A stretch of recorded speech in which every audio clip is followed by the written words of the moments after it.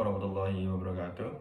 Nama saya Yustisya Bibraya dengan NIM 25380241101. Di video ini saya akan menjelaskan tentang buku Sosiologi Hukum atau rangkuman Sosiologi Hukum buatan Dr. Fitriyatus Solihah, SHMH. Bab 1. Dalam buku Sosiologi Hukum, karya Dr. Fitriyatus Solihah membahas dasar-dasar penting untuk memahami hubungan antara hukum dan masyarakat. Bab ini menjelaskan bagaimana hukum tidak hanya dilihat sebagai seperangkat aturan tertulis, tetapi sebagai bagian dari kehidupan sosial yang terus berubah. Dalam presentasi ini, saya akan membahas tiga bagian besar dari bab 1, yaitu pengertian sosiologi hukum, ruang lingkup dan fungsinya, serta pengaruh sejauh dan filsafat hukum terhadap perkembangan. 1. Pengertian sosiologi hukum. Sosiologi hukum adalah cabang ilmu yang mengkaji hubungan timbal balik antara hukum dan masyarakat. Ilmu ini muncul karena hukum tidak dapat dipahami hanya sebagai kumpulan norma tertulis, tetapi juga sebagai fenomena sosial yang hidup dan berkembang sesuai perubahan masyarakat. Sosiologi hukum pertama kali diperkenalkan oleh Anzilotti, seorang ahli asal Italia, tahun 1882. Sejak itu, kajian ini berkembang pesat karena banyak ahli hukum yang menyadari adanya kesenjangan antara hukum yang ideal dengan kenyataan sosial di lapangan. Beberapa definisi penting tentang sosiologi hukum. 1. Surjono Sukanto. Surjono Sukanto mengucapkan sosiologi hukum adalah ilmu yang empiris menganalisa hubungan timbal balik antara hukum dan gejala sosial lainnya. Kedua, Sucipto Raharjo. Sosiologi hukum adalah pengetahuan hukum tentang pola perilaku masyarakat dalam konteks sosial. R.O.J. Salman mengatakan sosiologi hukum adalah ilmu yang mempelajari hubungan antara hukum dan fenomena sosial secara empiris dan analitis. Selain itu, Roni Hanijo Sumitro membagi ilmu hukum menjadi dua cabang. Yang pertama, law in books, dan yang kedua, law in action. Law in books adalah hukum sebagaimana tertulis dalam undang-undang, bersifat normatif. Sedangkan law in action adalah hukum sebagaimana dijalankan dalam masyarakat, bersifat empiris. Kajian sosiologi hukum berfokus pada law action, yaitu hukum yang hidup dalam praktik sosial. Kedua, ruang lingkup hukum. Ruang lingkup, metode kajian dan fungsi sosiologi hukum. Sosiologi hukum mengkaji hukum dalam konteks sosialnya, termasuk bagaimana hukum dibuat, diterapkan, dan dipatuhi masyarakat. Ia memanfaatkan metode empiris, yaitu berdasarkan pengamatan terhadap realitas sosial, bukan hanya teks hukum. Objek utama kajian sosiologi hukum mencakup dua hal. Yang pertama, hukum sebagai alat pengendali sosial atau social control, yakni bagaimana hukum menjaga ketertiban dan keadilan dalam masyarakat. Yang kedua, hukum sebagai alat pembentukan masyarakat atau social engineering, yakni bagaimana hukum mengubah perilaku masyarakat dan struktur sosial agar sesuai dengan nilai-nilai yang diinginkan. A. Fungsi filosofis.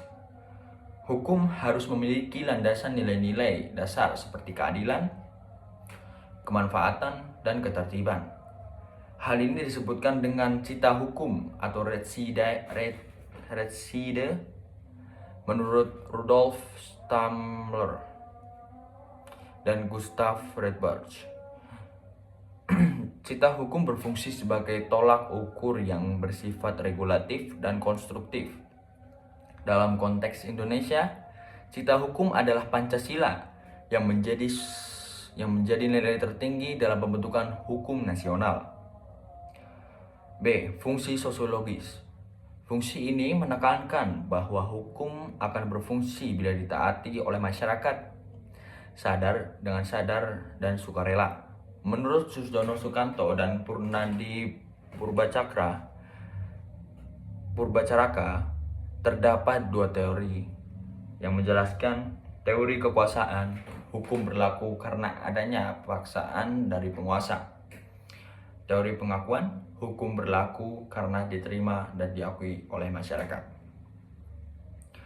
Lawrence M. Friedman membagi sistem hukum menjadi 3 komponen. 1. Struktur hukum, yakni lembaga-lembaga seperti kepolisian, kejaksaan, dan pengadilan. Substansi hukum. Yang kedua, substansi hukum, aturan dan norma hukum yang berlaku. Yang ketiga, budaya hukum, yakni kesadaran, nilai, dan sikap masyarakat terhadap hukum.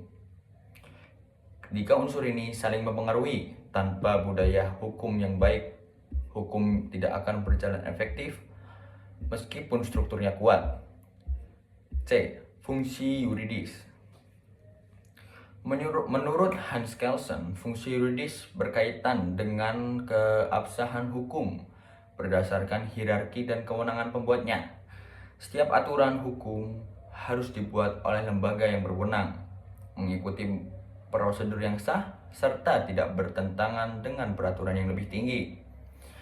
Dengan demikian, keberfungsian hukum harus terpadu secara filosofis, sosiologis, dan yuridis agar dapat mencapai keadilan yang sesungguhnya. 3. Pengaruh sejarah hukum dan filsafat hukum.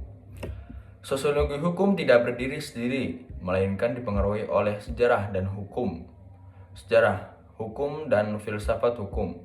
Tokoh penting Carl von Savigny dan dari mazhab sejarah menegaskan bahwa hukum adalah ekspresi dan kesadaran masyarakat. Artinya, hukum tumbuh bersama masyarakat, bukan diciptakan oleh penguasa. Filsafat hukum juga berperan dalam perkembangan sosiologi hukum. Filsafat berusaha mencari makna terdalam dari hukum. Bukan hanya apa hukumnya, tetapi juga mengapa hukum itu ada.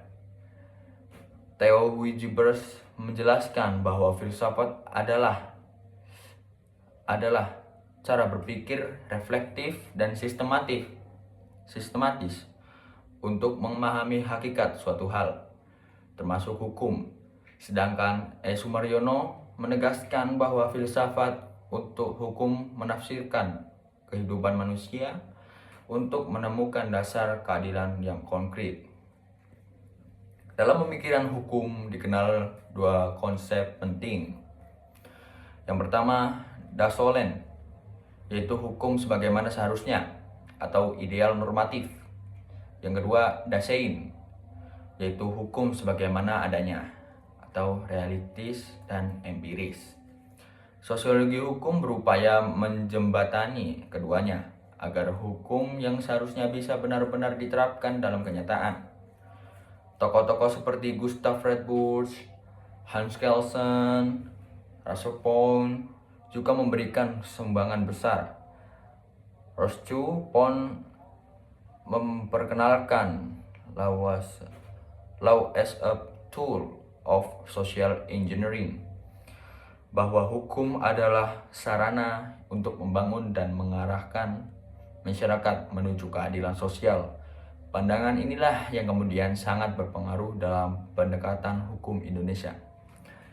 Kesimpulan dari rangkuman saya ini bukan lain dan tidak bukan, secara keseluruhan, bab 1 mengajarkan bahwa sosiologi hukum adalah jembatan antara hukum dan masyarakat. Ia membantu kita memahami bahwa hukum tidak hidup di ruang kosong, tetapi berada di tengah dinamika sosial, budaya, dan politik. Agar hukum berfungsi efektif, ia harus memenuhi 3 dimensi penting. Yang 1, filosofis. Hukum harus berlandaskan nilai-nilai keadilan. Yang kedua, sosiologis. Hukum harus sesuai dan diterima masyarakat. Yang ketiga, yuridis. Hukum harus sah secara formal dan konstitusional. Sosiologi hukum membuat kita sadar bahwa hukum bukan hanya teks dalam buku, tetapi juga realitas hidup yang terus berubah. Maka, Memahami sosiologi hukum berarti memahami bagaimana hukum benar-benar bekerja dalam kehidupan masyarakat sehari-hari. Sekian dari saya dengan nama Justisia Abipraya dengan NIM 2538024 101. Saya pamit undur diri. Wassalamualaikum warahmatullahi wabarakatuh.